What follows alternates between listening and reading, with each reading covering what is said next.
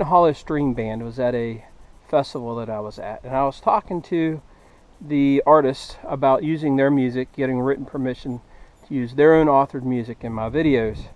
And this gentleman was standing there, and he gave me his business card, and he told me to look him up, that he had this property that had some old cabins on it, and that I might be interested in coming checking out. The problem is I had so many permissions that I had to get through. I wasn't able to call that phone number until the end of February. And when I called the number, the lady that I spoke to was his wife. And she told me that he had passed away. And he had passed away a mere 10 days after he and I had talked. So it was touching for me. I felt really bad that I never called that number, but even worse to find out what actually happened. But anyway, so I am here on site. I just wanted to give you some of the backstory about this site and about this permission. Thanks.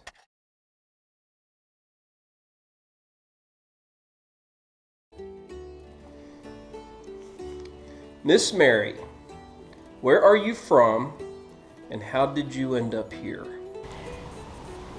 I was born in Hoboken, New Jersey, and my father moved to College Park, Maryland, where I grew up, and I married somebody at the University of Maryland, and we ended up in Romney, West Virginia. And so then I ended up with my 5 children down here in Capon Bridge, West Virginia. How long have you been a music teacher, and how many musical instruments can you play? I've been a music teacher since I've been 14 years old. I started teaching at that time, and I played the piano, organ, a little bit of guitar, and a little bit of the dulcimer. Your husband lived in the old cabin. Tell us his connection to the land. He was a scientist, and he decided that he didn't like the city anymore in Washington, D.C., so he moved out here to the country in 1970. And he engaged in a lot of conversation with the people here that knew all the history of the land, and he was a real lover of the land here. Your husband collected and restored antique cars.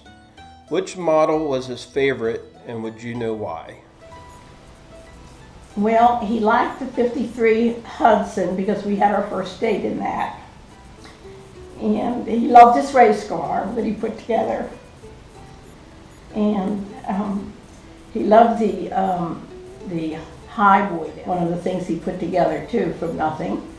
But I think his race cars were the favorite. It is rumored that African Americans lived in a little community here on the land. Tell us about that. Yes, they did live on this property, and it extended a little bit further, I think. They also had a schoolhouse, I believe, and I think that's all I know about it. The little cabin had prior owners. These owners would annually visit. What was their connection to the place? The Washingtons were folks that had lived here before for many, many years. In fact, that was their property, and they had many cabins here on this property. And they came back in the spring to look at all the flowers that their ancestors had planted and see how the place was holding up.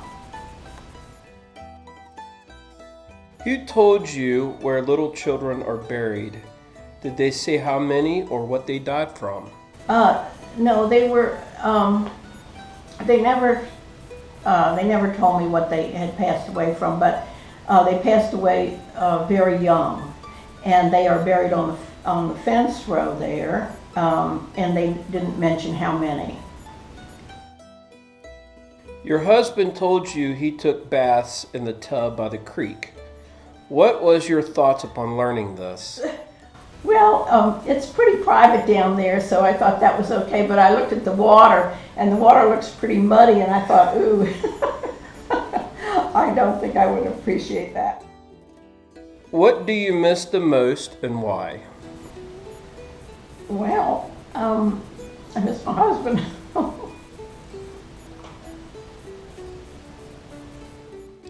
If we could uncover something meaningful to you, what might that be? Well, I'm not sure. I haven't given that much thought. But I am enjoying the property here. I think it's a very beautiful property, and I'm glad to be here.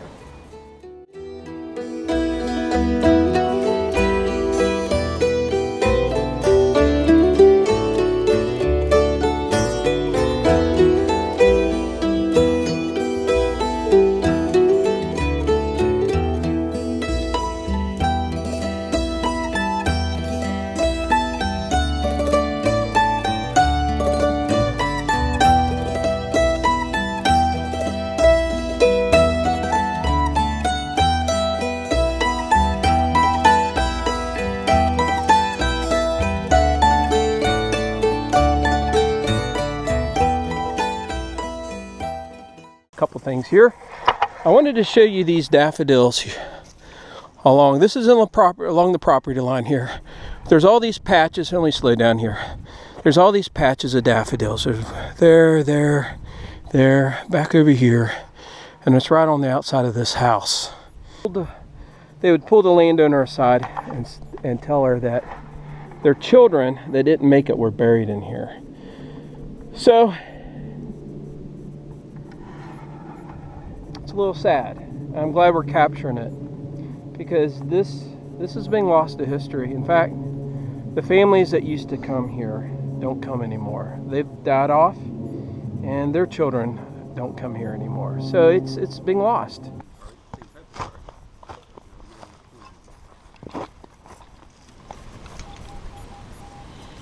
What it is, took me a while.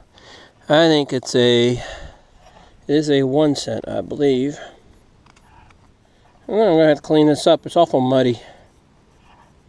You know what? This is a wheat cent. All right, yeah, that's pretty good. So it looks like we're on a hoard of wheat cents. So at least the area has not been detected, which is a good sign. I had to extend this way, had to dig a bigger hole, and this is what I found. And I'm not sure what this is. It's iron. It's got a hole right here, and it's got an area back there that almost looks like from a claw, but there's grooves right here. I don't know. All right, I didn't film this because you can see the water right there, and it's real muddy. But I found another coin, and I suspect this is going to be a wheat cent. It's a nickel. Yep. It's probably not even old. It's a Jefferson nickel. 1940. It's a 1940 Jefferson nickel. Alright, okay. I don't know what it is. I don't know if it's a lid, a button, or a coin, or a washer, or what. It's a button with a shank on it. That's a pretty good find right there. It's a big button. I'll clean that up, and it's got a shank. I'll come back. All right, I'll pull it out here in the sunlight so you can see it a little better. One, but there definitely is a pattern there. I can see it. Can you see that? All right, that's a really good find. Okay, I found this little doodad. So I need to clean this up, but I think it goes on a lantern maybe. This is a zinc lid with some porcelain glass top. Shows you we're really close. Rock pile, and behind me you can see this old New Yorker. Right behind that is actually a cabin. A cabin stood there. Alright, I just pulled this out of the ground. I think it might go to a wagon wheel. What do you think? The old wagon road was right over here. This is from a hub of an old wagon wheel. Now, I didn't dig all that. Bo's sitting over here laughing. Alright. I just dug this up. I don't know what it is. Looks like a container. And it looks like it opens here. I don't know. I don't know what that is. It almost looks like a container for, you know, makeup or, but I've never seen anything that was just circular like that. And that can just open like that. I don't know. It's brass. You can see it's brass. If you know what that is, please let me know. The day started off really, really nice. It was sunny, blue sky, and we got a storm front that's been blowing in. And I'm going to go ahead and finish filming here. All right, it's under this big root right here. Dig out over here. There it is. Okay, now this looks like what I found over there. I found one of these already, but it was smaller. And there's some brass in that, but it's a container, and there's a lid to this. If anyone knows what this is, please let me know. All right, let's keep going. Okay, I found either a coin or a button. I think it is a coin. I don't know what kind of coin this is. All right, let me clean this up and I'll bring you guys back. Unfortunately, it's a Lincoln cent, and I think it says 1963 on it. I was hoping for something better. All right, while I'm waiting for the storm to pass, you can see it. Day started off sunny, warm, 60 degrees, and it is snowing right now. The owner would come down this path right here, and this is the cast iron tub that he would take baths in. And the stream is right here, and he would bring water and put it in here, and he would take cold baths. That's where the other log cabin stood. Right here. This is the chimney stack right here. This was the entrance right here. This is the roof right there. And the ancestors of slaves lived here. But you can see how brushy it is. See how brushy it is? So we can't really get in here and detect this. But we can look at it and we can admire it. And we can preserve the memory. And this looks like an interesting piece. Is that a gear of some sort? You know, it looks real thin. It's got a very thin edge there. Could it go to a clock, maybe? I don't know. I don't know. That's a pretty good find, though. Here, I just pulled this brass plate out of this hole right here, and it is snowing on me. Alright, okay, I just found, oops, I just found a mini round ball. And that's not a bucking ball, that's bigger than a bucking ball. That's a mini round ball right there. That's a good find.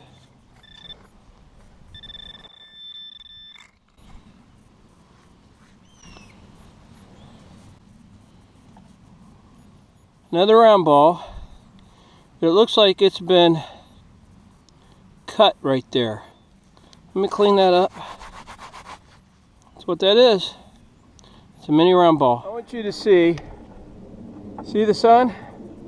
See how beautiful it is out here? The cabin is right over here, the old cabin that I was showing you that was in the weeds, or in weeds like this. And you know, I'm out here where they plowed, and so far I'm just finding those round balls. Okay, I'm gonna have to do my wrap up at the house, but I hope you guys had a great time. I hope you had fun, and thanks for checking out my video. Thanks for tagging along, and we'll see you guys on the next episode.